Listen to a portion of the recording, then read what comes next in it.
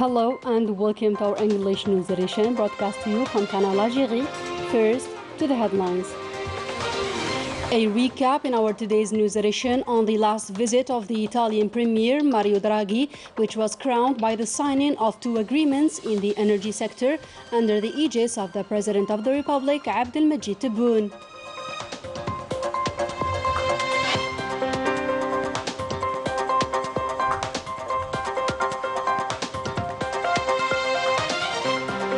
And the Chief of Staff of the National People's Army, Lieutenant General Saeed Shingriha, carries out an inspection and work visit to the first military region in Blida province.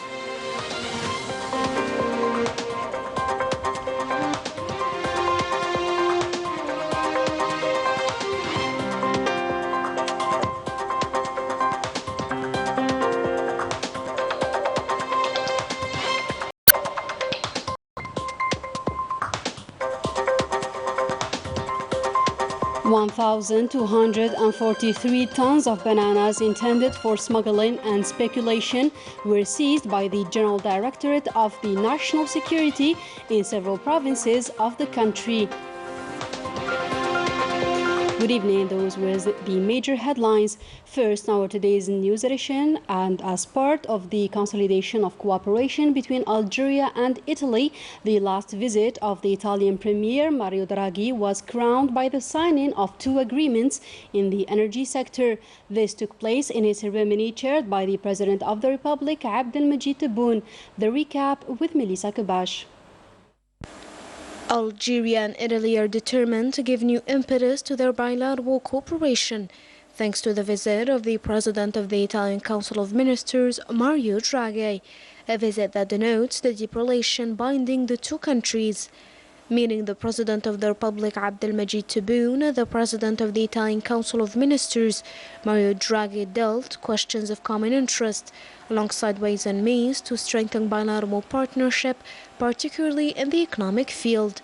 Mr. Draghi said that Algeria is the leading trading partner of Italy in the African continent, with a rapidly growing volume of trade. The visit was marked by the signing of two agreements in the energy sector. The first agreement was related to the delivery of gas by Algeria to Italy, signed between Sonatrach and the Italian energy group Eni, while the second agreement was an agreement of understanding aimed at strengthening cooperation in the field of energy, signed on the Algerian side by the Minister of Foreign Affairs and the National Community Abroad, Ramtala Mamra, and on the Italian side by the Italian Foreign Minister, Luis De Maio.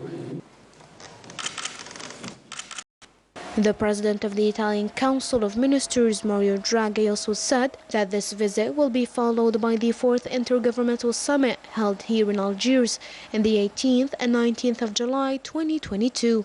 But before this important date, he'll meet with the President of the Republic in Italy next May, stressing that his country was ready to work with Algeria to develop renewable energies and green hydrogen, hoping to accelerate the energy transition to create more development opportunities. It is worth recalling that both Algeria and Italy are determined to develop their cooperation in other fields.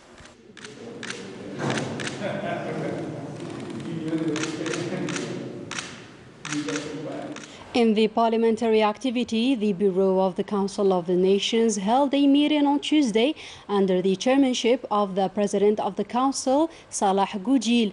The meeting then extended to the heads of the parliamentary groups. It was devoted to the schedule of plenary sessions and to the study of oral and written questions.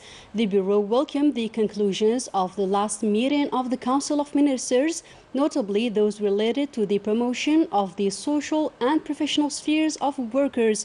The Bureau of the Council noted with pride that Algeria, under the leadership of the President of the Republic, Abdelmajid Tebboune, has managed to adapt to the repercussions as well as the current worldwide changes, and that via the establishment of a strong national economy able to ensure food security as well as strengthening the country's geostrategic sovereignty. The Council's bureau also called on the citizens, notably the youth, to rally around the President of the Republic in order to close the ranks and preserve the achievements made so far. They were also called to redouble their efforts to bring Algeria to the expected levels to which every patriot that loves his country or her country aspires. In other news, the National People's Assembly held a meeting on Tuesday, chaired by the Speaker of the Assembly, Brahim Boughali, where the office referred to two draft laws. The first amends and completes the law related to the management, protection, and development of green spaces. As for the second, it defines the general rules applicable to free trade zones. Later on, the office studied the submitted oral and written questions. On Tuesday, the President of the National People's Assembly, Brahim Boughali, received at the Assembly's headquarters a parliamentary delegation from the Republic of Niger, headed by the President of the Algerian-Nigerian Friendship Group, Khalik Umbarik, who conveyed a message from Boughali's counterpart, Saini Omaro. During the meeting, Brahim Boughali hailed fraternal relations and the neighborliness that binds the two countries, relations that are marked by convergence of views on international and regional issues of common interest. He also emphasized the role of parliamentarians in promoting these relations via two friendship groups and called to employ them in strengthening parliamentary exchanges in all sectors. In another development, the Chief of Staff of the National People's Army, Lieutenant General Saïd Chingriha, carried out on Tuesday, April the 12th, 2022, a work and inspection visit to the 1st Military Region in Blida Province. More insight with Ines Killo. At the beginning of his visit and after the welcoming ceremony, Lieutenant General, Chief of Staff of the National People's Army, Saïd Chingriha, in company of Major General Ali Sidan, Commander of the 1st Military Region, observed a moment of silence in memory of Shaheed or martyr Mohammed Bouguera, Commander of the historic 1st Province, whose command headquarters is named after him. The Lieutenant General laid a wreath of flowers in front of the commemorative of the martyrs or Shaheed and recited the Fatiha, or the opening chapter of the Holy Quran, over his soul and those of our valiant Shuhada. Thereafter, the Lieutenant General held a meeting with the executives and the personnel of the 1st Military Region, during which he delivered an orientation speech to all the personnel of the units of the region via video conference.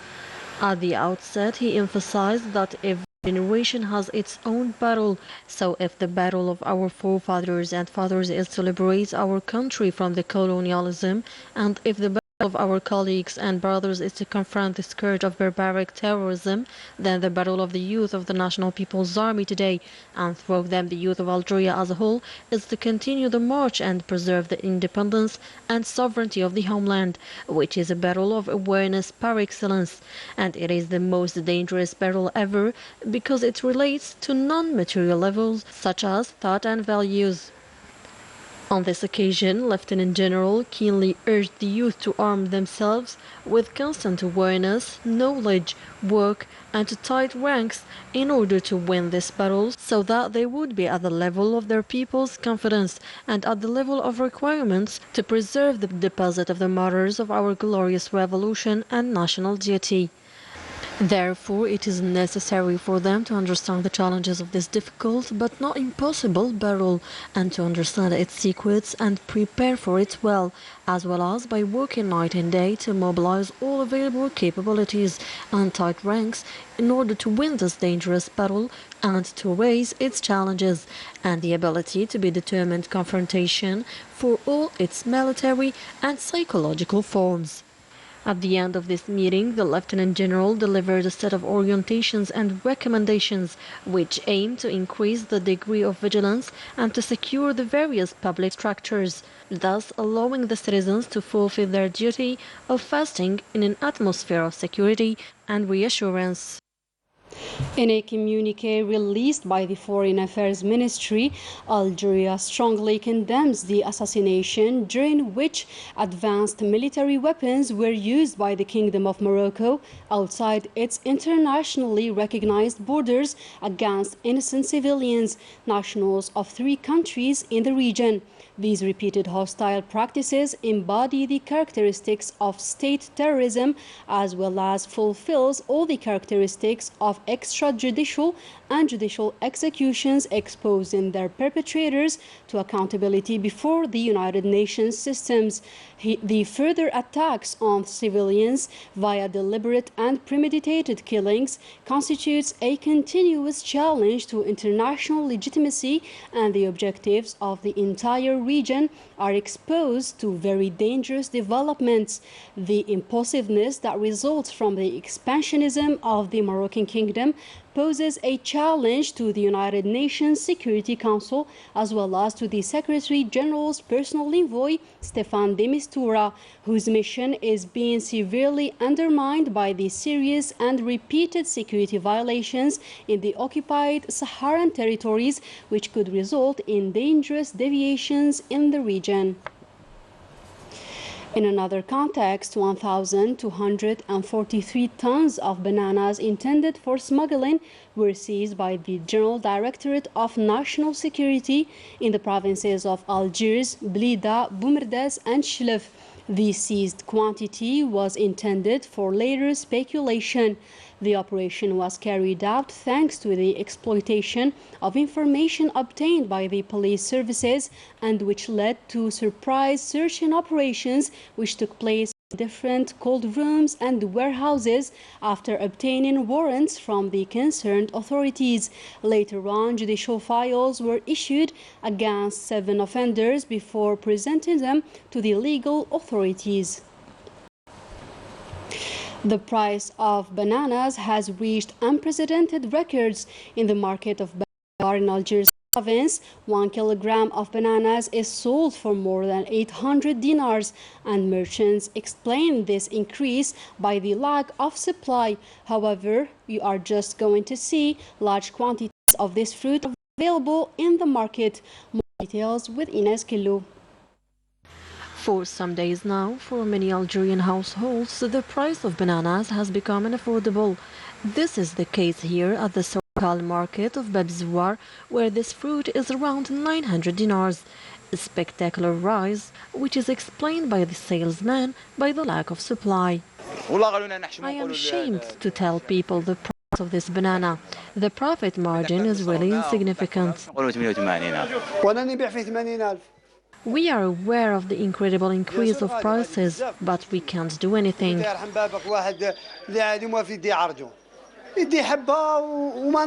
This increase has been gradual and started a few weeks ago.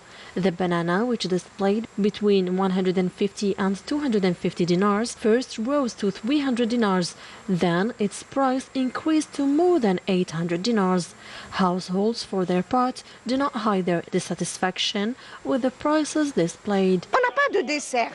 We are used to make our dessert with banana and some fruits, but with this increase in prices, we cannot buy it. I call on all Algerians not to buy it, because if we don't buy it, they will automatically reduce the price. Although bananas are grown in abundance in producing countries, they remain under the monopoly of unscrupulous speculators. A special weather report by the National Weather Services Office announced that it will rain in the form of thunder showers, accompanied locally by hail with gusts of winds in thunderstorms. This will affect several provinces starting this evening. The provinces in question are Tiaret, Saïda, Mascara, Ghelizan, Tisimsilt, Ain Difla, Chlef, Tipaza, Djelfa, Laghouat, Msila, Medea, Tizi Ouzou, Boumerdès, Algiers, and Blida. It is worth noting that this weather report is valid until Wednesday, 3 p.m. Moving on to international news, the European Association of Lawyers for Democracy and Human Rights in the World said that the support of some countries to the sinister Moroccan plan of autonomy in Western Sahara violates international law. The association is worried about this political about-face. In a communique signed by the European lawyers from Bologna, London, Dusseldorf and Vienna, the association stressed that no government can decide the fate of another people. Only the Sahrawis will have the right to determine their own future through a referendum organized under the auspices of the United Nations. Still with Western Sahara and on the ground, military operations continue along the Wall of Shame. Units of the Sahrawi Liberation Army carried out new attacks against positions of the Moroccan occupation forces in the sectors of Gilta, El-Mabes and Outizgui. A quantity of cannabis amounting to 22 tons was seized after being found hidden in a cargo of vegetables in Morocco, which was destined to Europe. The specialized inter-regional jurisdiction of Nancy have announced that it had dismantled a Moroccan drug trafficking network. More details with Melissa Kebash. No less than 22 tons of cannabis hidden in tomatoes were transported via the Moroccan port of Tangier to Europe. According to local media reports, the cargo was intercepted and seized in 2 European countries. A video was published and showed the unloading of a shipment of drug hidden in tomatoes in a warehouse in a European country. According to media sources, a well-known drug smuggling baron tried to smuggle this type of drugs through the port of Tangier after having already managed to introduce them into a truck a few weeks earlier by the same method. It is worth mentioning that this method of hiding drugs in fruits and vegetables intended for export has become common among drug barons in Morocco, particularly in the north of the country. It should be noted that the specialized inter-regional jurisdiction of Nancy had announced that it had dismantled a drug trafficking network from Morocco via Spain and the Netherlands. The International Organization for Drug Control indicated for its part that Morocco is the world's largest producer of cannabis, entering the European Union, knowing that in June 2021, the UN claimed that the cannabis trafficking came mainly from Morocco. And with that, our today's news edition comes to a close. Thank you for joining us.